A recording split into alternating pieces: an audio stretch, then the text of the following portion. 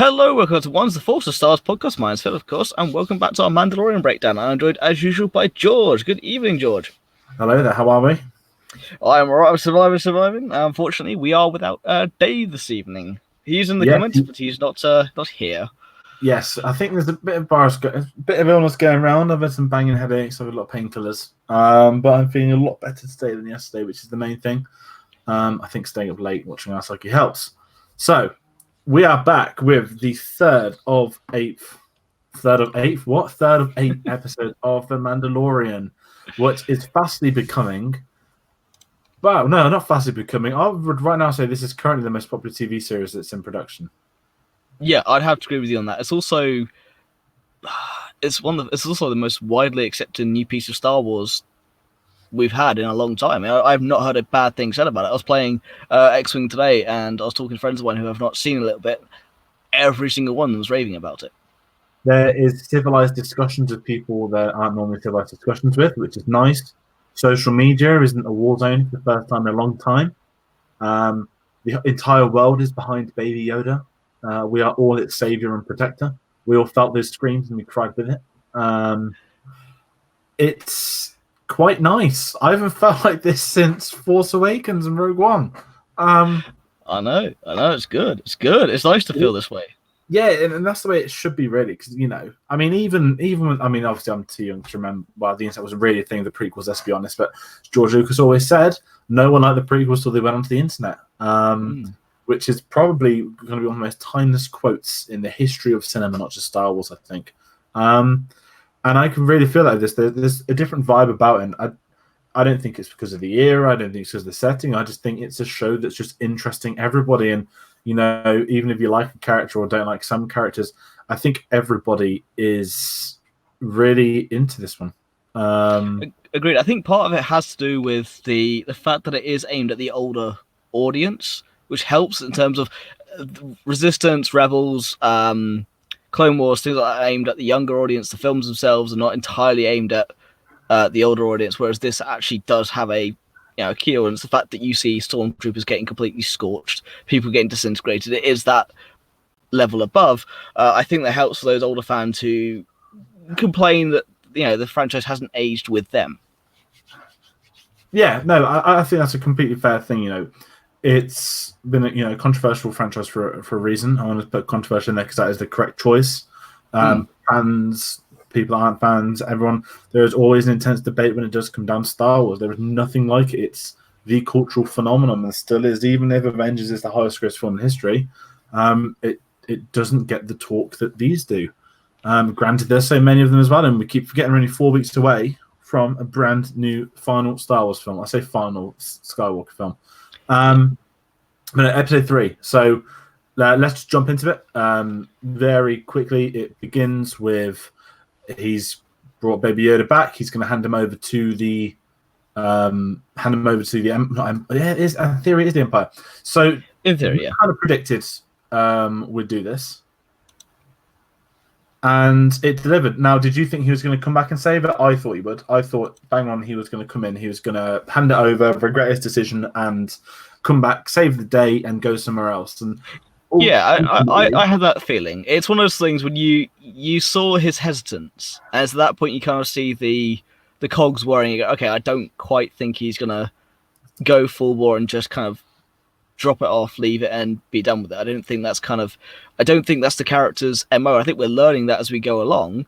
But no, as soon as he got there, especially he handed over Baby Yoda, as soon as again this scene here where he's scanning him, and just the questions afterwards of going, so what are your plans for it? And it's like this is very uncharacteristic of someone of your reputation. The guild code is to, and of course that's why the episode's called The Sin, is to not ask about the asset or whatever it is after you've finished. But as soon as you asked that question, you had a feeling he's going to come back. Yeah, of course he was. And I thought as well that, we haven't really had lore building in the sense of we know the bounty hunters, we know they get bounty, but we've never really had that inside look into how it works. I want to say it's a fair way of saying it. And it was really cool. It reminded me of John Wick, not just this moment, actually, most of the episode. But the beauty of the John Wick films is that you learn more about the actual industry, I guess you could say is one word for it, Mm. and how the laws, the rules they follow. And to me, that was a big thing for this episode, was that, we've had so many times in the past about bounty hunters, they go get their bounty. There are rules that come with this, and I thought that made an interesting, not dynamic to it, but it just added that bit of intrigue that, that would make sense, because this could have happened in the past, and obviously it's a baby Yoda. And I like the fact that Werner Herzog was straight onto him the moment he said it. Yeah. And well, it didn't even have to be a baby Yoda to be that kind of way. Any child of any, even if they're non-force sensitive, anything, in any context really, if you're handing over a child and you don't know what's going to happen to it, unless you have a heart of stone, you will feel for it. And with the guild, they have that code that's to prevent that. That's why they use droids, because droids have no feelings. I don't know, because when Anakin kills that youngling, if a bounty hunter napped him, took him somewhere else, went to sell him, I don't think Mandalorian would have asked questions about him. But a baby Yoda, and that changes everything. I don't think any other species could get away with it. If it was a baby Jabba, my word, he'd have probably slit his throat and took the cheap bounty for it if he could. And you would have laughed. I would have paid to watch that. It's been so great. The last week, when I saw the Jawas in this episode and he's walking in the street, I was just there like, they probably heard what he did to their family members. Yeah, he's not very popular. Yeah, it's popular for a reason. It was a great scene, it was great fun, it was a great episode, last one. But no, with this, I thought the guild stuff was interesting, and we got some more of Apollo Creed. Apologies, Carl Weathers. I know your character's a name, but you will always be Apollo Creed. Doesn't matter what film you're in. Well, he was an NFL linebacker before that, so I know him for the NFL as well. Well, it's with him. It's what I loved about this, and the whole, again, going back to the bounty hunters, the new stuff. Obviously, when you think of drugs in Star Wars, you think of death sticks, which is, let's be honest, Star Wars' version of, not Breaking Bad, that's not the drug, crystal meth. Not that we try any of this or have done this, but that is the Star Wars crystal meth, basically death sticks. I like the fact in the space of one scene, you had the Star Wars version of happy ending massages. Yep. And space weed. Yeah. And the fact they were said by Apollo Creed in the same paragraph was remarkable. And not that we condone stuff like that, but it does the world building of this isn't the pretty galaxy, the rebels, the Empire. These are well, I like that reference though when he says to him, if you feel that way, go and report them to the New Republic. And he just goes, it's a joke. It is that whole bit of, yes, okay, the rebels won, but what was the effect in the end? I think we're going to see more of that as we go along. Yeah, and I think we're going to get hints at what may also come with these. How am I trying to put it lightly? Not that we're going to get a First Order origin, but I think there's an overarching story of, we found out with this that Baby Yoda was there for an extraction to get something out of him. And I think that's going to tie into not the First Order, but these remnants that are left. We know through canon that the ultimate end game was to bring back the Emperor and Empire, both of them. And this is probably one of their methods at achieving that, following on from, I don't think it'll be, I forgot the name that plan he did when he's got the holograms. I think this is just their way of trying to do something. Yeah. Yeah, and I think, Werner Herzog's character is called the Client. He hasn't been named yet. I've got a feeling he'll be back.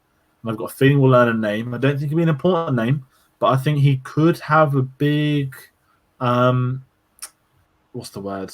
Not reveal, but I think there's going to be some ties, a name drop of a Hux. I know we've discussed this in the past, but I am very excited to find out what the Empire's game plan is, as well as knowing we've got a storyline happening elsewhere with this Mandalorian, bounty hunters, Yodas, and all that stuff.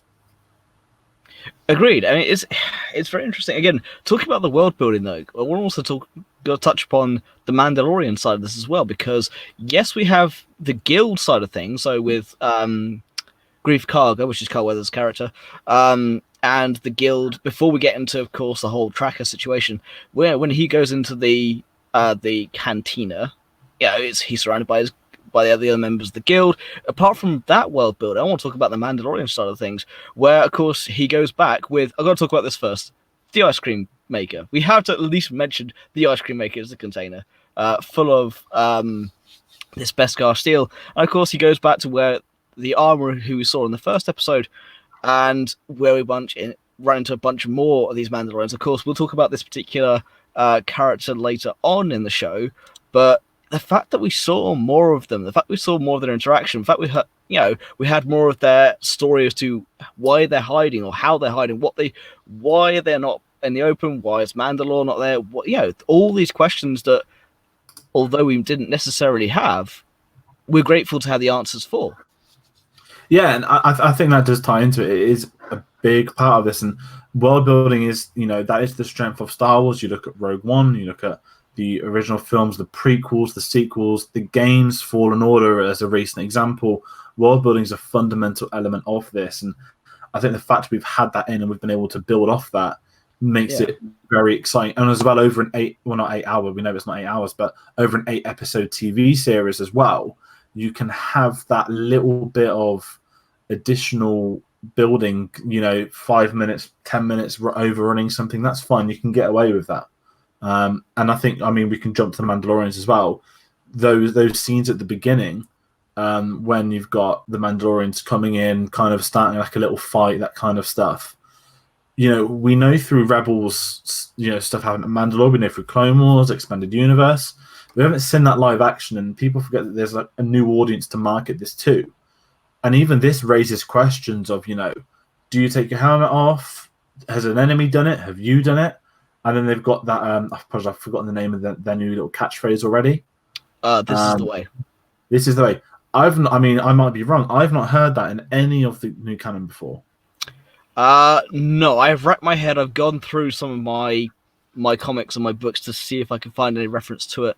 As far as I'm aware, I can't find anything. I think this is going to be more of a cultural thing for the Mandalorians, more than anything. But it's interesting to see, again, because in the first episode first two we had I Have Spoken, and now we have This Is the Way. So again, nice little nod here and there. Oh yeah, and I love it, and I think it works. It's quite cool as well for it, and that's the other thing. It does this building, and it's building up these Mandalorians, the people, not just the individual now. They're underground. They've been made to go underground. They don't want to come overground. That's going to be a big thing for them to do that. And obviously, a bit of internal scrapping, of course, there's going to be that. But that's what I found more interesting with this, was it gave you a little bit more about their background, obviously through flashbacks in that same moments as well. We'll get to that eventually as well. There's a lot to say on there. But I think we're going to really build up an understanding of the Mandalorian culture at this point in the saga. And I think it's the whole signet thing as well. I like that little nod to she asked, what did the damage to your armor? So it was the Mudhorn. So would you have earned that as your signet? So then we now know why and how people get their crests, and why.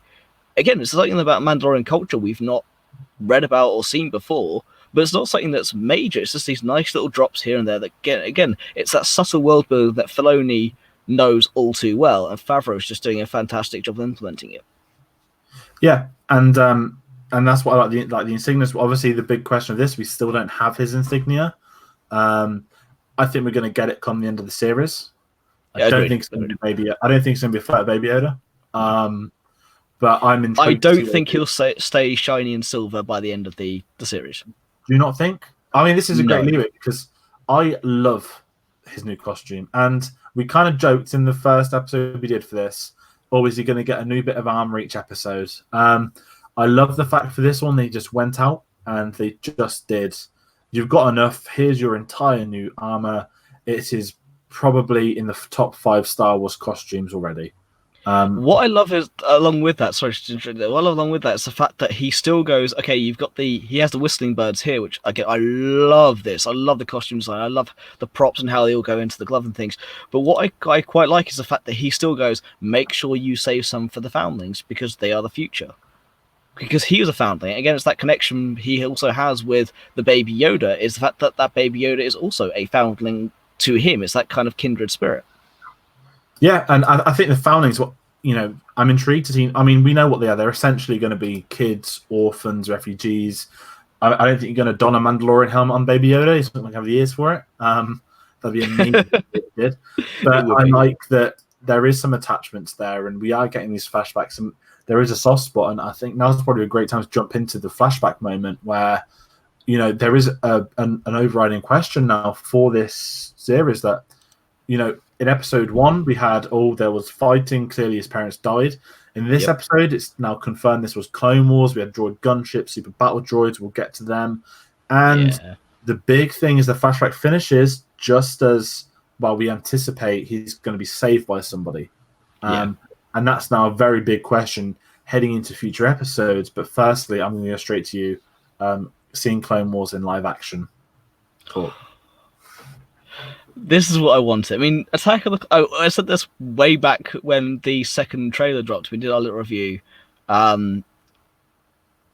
Comparing old Clone Wars, old Super Battle Droids from Attack of the Clones in Episode 3 to what we saw here. The comparison is just... It's unreal. It's on another level. It's just... They look so much cleaner, so much nastier. They're just more menacing. But the droid gunship as well, the fact that it's being used again, it was only seen on Kashyyyk in Revenge of the Sith in terms of live action, to have more, but it's that more level of detail. The technology's come a long way, but it's just this level of grittiness and nastiness that I wanted from the Clone Wars. That's why the Umbaran arc is my favorite arc from the Clone Wars TV show, because it's that dirty, gritty, nasty way of showing things, and I'm very interested to see where this will lead. And that's what I think. I think by the time he gets into episode 8, we're going to have a clear idea of the character. I think he's going to get unmasked. I'd be very shocked if he isn't. You've got your little bet now on him getting dirty armor. I can see it getting dirty, but I think it will remain clean. No, I think it'll get painted. I think by the end of it, you'll have... The last episode will feature him having his insignia, and the last shot will be brand new painted armor. That's my thing. That's my theory. It'd be interesting, wouldn't it, actually? I've been very intrigued. But I also think what's going to come with this too is we're going to know his backstory, and I think that's going to lead into why he's got this sort of paternal instinct on Baby Yoda. I do want to quickly jump in. We've got a question from Jim Mando. This is going to be more for you than me. In the EU, weren't Mandalorians more of a tribe than a race? Is this bringing them back into old ideas rather than the Clone Wars society? Yes, this is true. The old EU, the old legends, they were more of a tribe. Mandalore was more of a singular planet and a system rather than the empire that it became in the Clone Wars. But this is more... Don't forget, they're referencing the Purge, the Empire. After you can see this during Rebels, the Empire was starting to break down its pacts with Mandalore because it wanted Mandalorian space, it wanted its resources for obviously building the Death Star and other projects they had. And the Purge itself is something that, although we haven't, it's literally now being introduced through the Mandalorian. It's something that I think we will see, the destruction of the Mandalorians themselves. A case of why weren't they more included in the original trilogy? There's so much more expansion to that. And I think, yes, it's bringing them back to that older way of being tribes, but I think it's, instead of being a singular, it's broken. I think they are just scattered to the far corners of the galaxy, including the far outer rim, and being on Mandalore, Conquer Dawn, and the outer line systems of the old Mandalorian Empire. And where that will end up, I'm not quite sure, but it depends on, in this sequel era, what happens to Mandalore, what happens to the culture, what the New Republic do, because that hasn't been talked about yet. I mean, throughout any of the books or comics that I've read, there's no reference to it as of yet. However, I don't think that will stay that way for long. I think this will be the first introduction to it. I think books and comics will follow. Okay. So with me, I think that we're very much going to get this tribe instinct now with posts. I mean, what I was kind of jump at before was we're getting Clone Wars in March. We know we're going to get the Siege of Mandalore. Not that I'm assuming it's going to tie into Mandalorian. However, I feel as if Mandalore as a concept through Clone Wars, when it's done, through what we've had in Rebels, through Mandalorian, I think we're finally... Because we know partially what the Empire's done. And I don't think what we were told in Rebels is the only thing the Empire did. I think there's going to be a lot explained in Clone Wars. And I think we're going to find out more about Mandalorian. But that's an amazing comment about the tribe, because I feel as if, and Dave's also put, it certainly suggests he's not from Mandalore. I also agree with that. I reckon he's been saved by a Mandalorian, and I reckon he's been took under their wing into a clan. Obviously, can't do the same for Baby Yoda, because Baby Yoda can't be took under a wing. Which I'm starting to wonder if that's how they're going to include Jango Fett in all of this. Jango Fett is not a Mandalorian. This has already been confirmed. In fact, and I've had discussions with people a lot of late about this when they talk about him being a Mandalorian, how it's Boba Fett Mandalorian or not because it's a clone. So, well, actually, in the back of Jango Fett, Age of Republic, Jango Fett, right at the back, it has a piece on Jango Fett, and Dave Filoni has his own quote in there saying, Jango Fett's not a Mandalorian. This is from George Lucas. And he goes on to explain a little bit more about that. But I have a feeling that although he may not be a Mandalorian from Mandalore, he may still be from the Mandalorian systems. You don't have to be a full-blooded Mandalorian to be included. But again, where that goes and what happens from there will be interesting to see if they do assimilate other peoples into that clan or tribe kind of way of living. And it's going to be interesting to see just the survival of the Mandalorians. I think that's more what they're aiming at here. Oh, yeah, and that's what I like, because the concept, even when we jumping into the ending, we get the moment in which they all come out. They talk about we can't come out the shadows, and then ultimately they do. But now we're going to have to basically hide elsewhere, leave planet, find somewhere new, etc. So I love that concept of them hiding under the sewers where they have been doing across this period. And Jim's also put this purge is dated within the original trilogy, as it isn't mentioned in Rebels. It is mentioned in Rebels. If you go back and watch anything in season 3, season 4 to do with Sabine and her family, they talk about the weapon that was used against her people that she designed. It's not mentioned a huge amount, but it is in there. I think with all of that as well, the big thing with Rebels and this, it's tying together a sort of like it's going to put everything Mandalorian in a bow, and I think that's the point for this to move on, because ultimately we are going to move on. And where we're going to get to in the next... Well, I know this is right. I'm sorry if I've jumped very far ahead. So next episode, we're now in a free area where almost everything from the trailers has been shown and merch, by like one or two things, which I won't say in case we haven't seen it. I think now the plot's going to properly kick in. So ultimately, we'll talk about the action scenes and Deborah Chow's direction and everything in a minute. But I think looking ahead to the next episode already, the opening arc, opening chapter of the Mandalorian, he's now got Baby Yoda. He's made his choice with the Empire. He's got his new armor. He's gone off into that sunset as such to begin the next part. And I think now, not speculating or jumping in too much, this is where I think Gus from Breaking Bad's going to come into it. And I think it's going to really ramp up the next episode, because we've had the fundamental beginnings and introduction opening third of the series done. Does that make any sense? Yeah, completely agree with you there. I mean, the story is now wide open to a certain extent. He has his burden. He has his duty. What he chooses to do, that is down to him. Where he goes and what follows him it's going to be the interesting thing. What happens with the Empire? What happens with the New Republic, if anything there? The continuing flashbacks to the Clone Wars, where he was saved, how he was brought up. There's so many questions there's so many directions they can go in without being tied to the asset. The asset itself is fine, but being tied to the client, now that he's going to be hunted, he will go from being the hunter to being the hunted. It opens up to where he could go, what the story can do, that it just opens so many doors, but the world has been set. His period in time has been set. And there's a lot of... So yeah, I agree. That opening third is done, the opening act is done, you have your beginning. Now the meat will begin. Now the story will begin proper. And I think the episodes will go up in time from now on. I think because first episode is 46 minutes, second episode is 32, this was 36. I think we'll go back to the 3/4 of an hour format from now on, I think.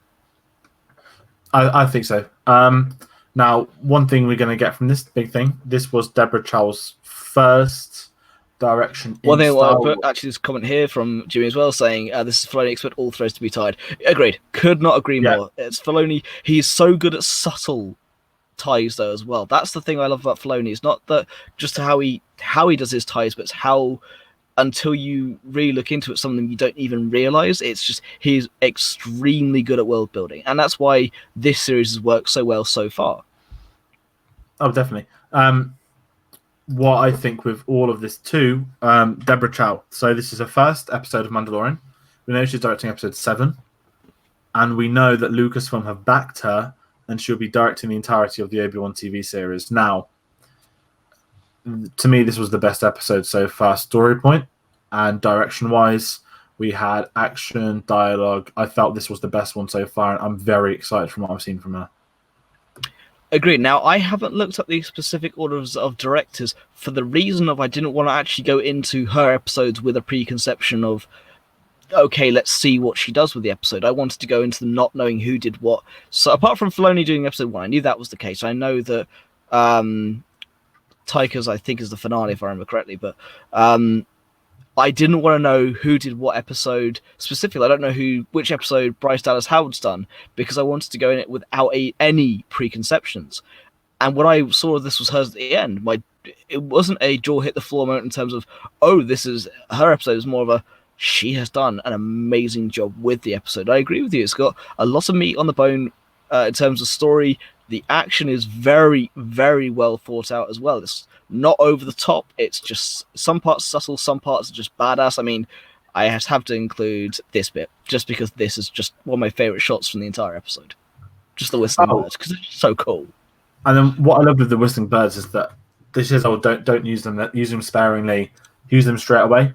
And obviously, later on in the episode, it actually gets to the moment where he probably wish I had these now. Because this bit here, this is proper Sergio Leone Western. This is proper. Oh, there's John Wick too. Yeah, it is. You're outgunned, outmaneuvered. Have fun, do what you can. The fact that he then hijacks the speeder with the droid as well is just hilarious. Dave's commented, Charles' direction was superb. I would agree. Like I said, Lucasfilm have a lot of faith in her.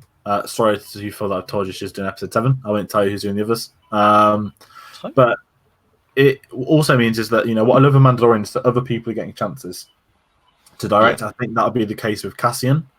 Although it's going to probably be a little bit harder to get some of the A-listers in with it being in London. I know it's Star Wars in the day. But, when it's in LA, you can probably give someone a call like, yo, do you want to come to Star Wars today? Probably happen with Taika. And that makes it very interesting that they've given other people a shot, but Deborah's clearly been the one where it's like, she's probably been the one that's been more influential. As well, do you want to direct Obi-Wan? And I'm guessing Mr. McGregor, who's got producer credit on Obi-Wan, has also seen the episodes. I believe she's also done, apologies, either Better Call Saul or Jessica Jones in the past, so she has got a good record with TV to sort of shows, and it just shows great faith by Lucasfilm, and obviously they haven't had female director doing Star Wars before as well, which is one of the criticisms they've had over the sort of last 7 years. That they've given her an entire series, and I thought it was great. I thought the action was done superb. They didn't reveal everything. You could have had him walk into a room, doing like, gun. Here's my 3 different guns. Here's everything, but it was so subtle, and each moment in which he ended up killing someone or doing an action moment, it felt fresh, like you hadn't seen it before, and this was them kind of unveiling his ultimate tricks and showing this is how good he is.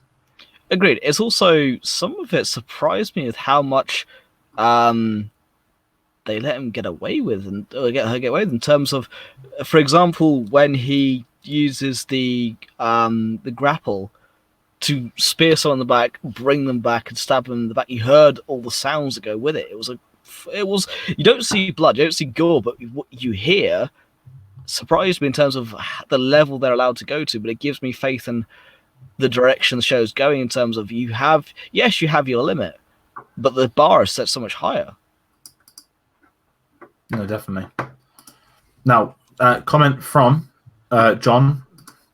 Mandalorian lose the fact he may get a jetpack. What are your thoughts on this? Bring it on. Bring it on. Dave's answered my thought. Last shot of season 1, him stood wearing one. Yeah, with a new paint job. With a new paint job, that's what I thought. I'd rather he stayed shining chrome. If he's going to get a paint job, he'll be Yoda green, and it'll be the greatest double act the world has ever seen. I think it would be very interesting to see what they do if he does get one. Obviously, many of the others have. We've seen it in animated series, and kind of going into the Mandalorians now, it was amazing to see Mandalorian. Because this was just incredible. This was one of the best live-action fight scenes I've ever seen. I absolutely adored this. I mean, I've seen the episode 3 times already, and I will keep on rewatching it because this gives me chills. I thought it was great.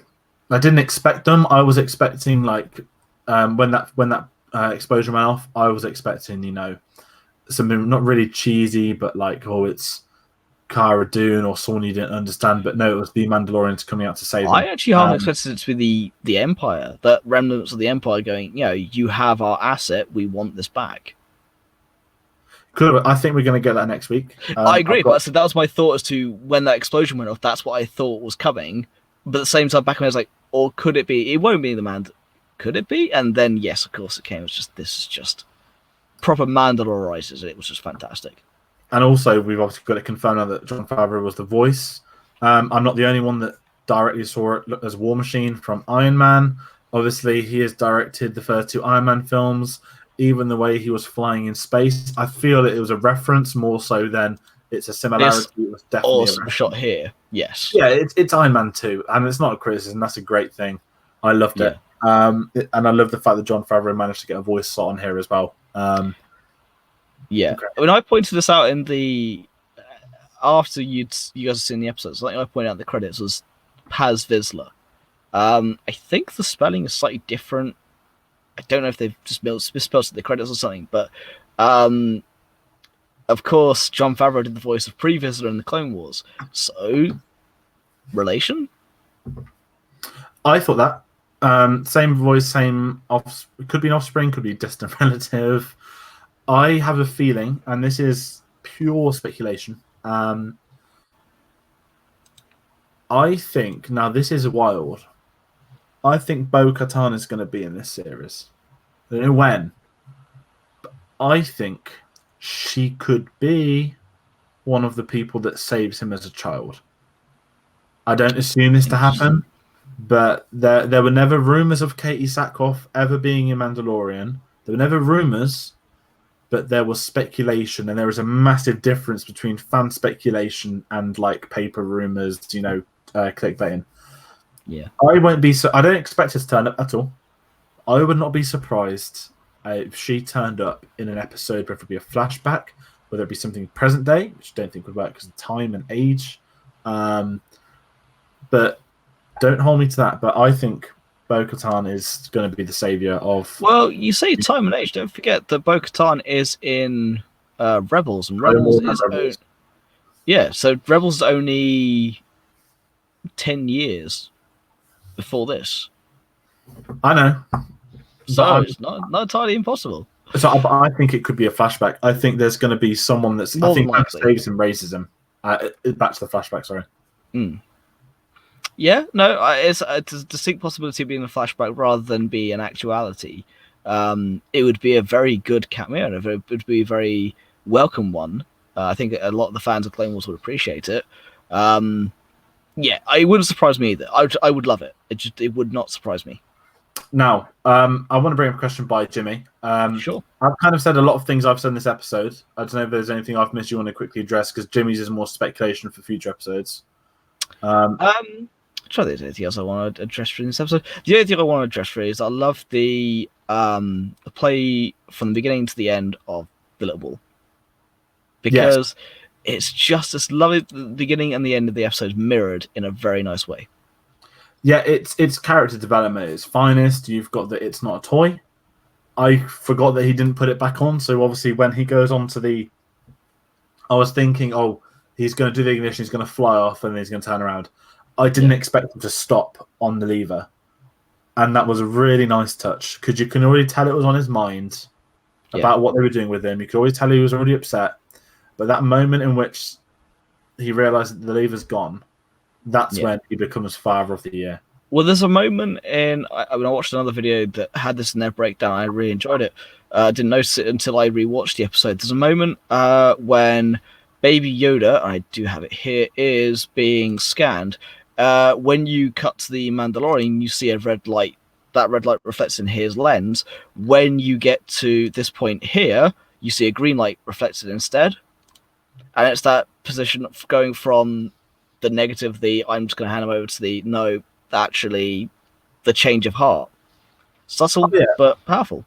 And that's you get to the final scene of ultimately he gives it to him, and it's the little drop into his hand as well. The fact he makes the little noise similar to what that Yoda makes when he's fiddling around with all Luke stuff and Dagobah is just brilliant. Just brilliant. But this is Deborah Cho's little touch that she's put in. This isn't in the story. This is her interpretation. This is her stamp. And if this is a sign of things to come, bring it on. Oh, definitely. Now, speaking of things to bring on, got a comment here. So, we know he's going off to the sunset. Not sunset, but we know he's going to the next chapter. Now, this is me speculating. We don't normally do speculation wildly, but we haven't been introduced from Gus from Breaking Bad yet. Now, Werner Herzog, as the client, has disappeared. I presume he left thinking he got the extraction from what he needed. And the scientist was left there with the stormtroopers. Now, there's only one survivor right now, the scientist.